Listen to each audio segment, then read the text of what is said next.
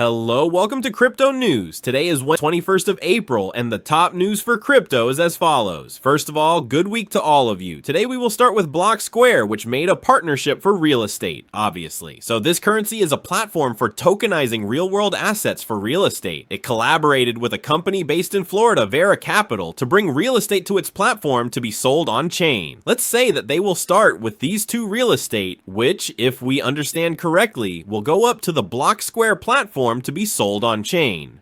Moving on, we go to Kava, a coin that we don't hear very often in the news, which is basically getting into AI. Let's say that according to the founder of Kava Labs, he believes that AI derivatives have long-term potential, unlike previous fads in the crypto market, such as NFTs. First, let's say that Kava is not an AI coin. It started out as a DeFi that was based on the world. But as we've said at Crypto News, DeFis aren't selling much in this rally, so they've turned to AI because that's where the trend is. Let's say that Kava is now introducing us to a platform called Kava AI, which is a chatbot like ChatGPT, and it runs DeepSeek on the back end, laying where they basically took the DeepSeek model and covered it up a little bit to write Kava AI. They haven't made a 100% model of their own. Apart from that, they also have an AI agent called Oros and a GPU infrastructure. So Kava is more into AI technology. From Kava, let's move on to the bad news for Cardano. When it comes to D-Reps, power is increasingly concentrated in fewer hands. From Cardano's 550 era to 552 to get to 50% in D-Reps to pass by vote, we went from needing 10 accounts to needing 8. For 60%, we went from 14 accounts to 12. To get to 67% of voting power, we went from 19 accounts to 16, and from 25 accounts to 21. So as I said, when it comes to D-Reps, power is concentrated in fewer hands, and that's a negative. So to fix this from the community, what needs to be done is for the ADA to go to smaller accounts. Tempo advertises, for example, Mr. Kostas Panagias, who is a Greek D-Rep, a very small account compared to some other giants. So if you hold ADA, you can put it to Mr. Kostas. In addition to Mr. Kostas, let's say there is also Veravas, who is also a small D-Rep. As you know, from Veravas we learned that Charles Hoskinson, the creator of Cardano, went to a jungle. I don't know which jungle, I don't really care. However, his profile is currently full of photos and footage of his adventures in the jungle he visited. So this is the latest from the creator of Cardano. And among the Cardano ambassadors in Greece, we go to Mr. Petros Morangos, who is a secret ambassador of Avalanche. Let's say that Dear Petro recently received a certificate from the Avalanche Academy, and in this thread he tells us about an upgrade that Avalanche made that we hadn't heard about in the traditional media, called Avalanche Octane. So this upgrade, from what I've read, is mainly focused on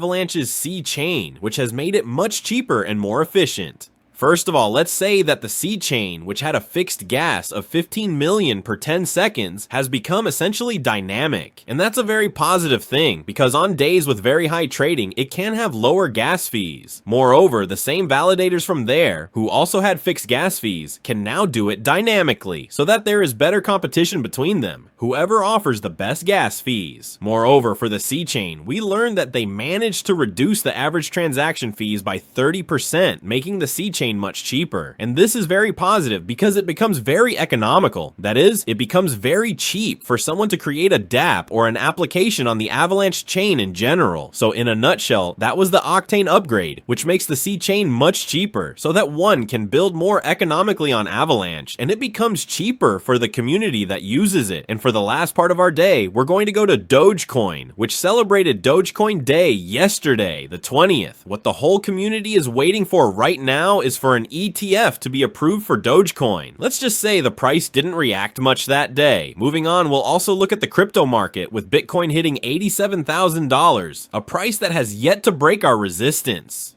We have to be careful not to get too excited. What happened and why we had this big candle here when we were used to smaller candles during this time? It looks like Trump could fire Powell. Let's say there are reports that President Trump is looking to essentially remove Federal Reserve Chairman Jerome Powell, and that news caused traders to sell dollars for Bitcoin. What happened is that the dollar index fell to a 3-year low after those reports. So everyone rushed to put their dollars somewhere to keep them from losing value. And some people preferred Bitcoin, as you can see, if I'm interpreting the event correctly. That wraps up the top news for crypto. Today is Wednesday, the 21st of April. I'd like to remind you that the content you just watched is created for educational purposes only and should not be considered as investment advice, but rather as investment opinion. Please subscribe to the channel, leave a like, and feel free to comment. Take care everyone, and have a good day.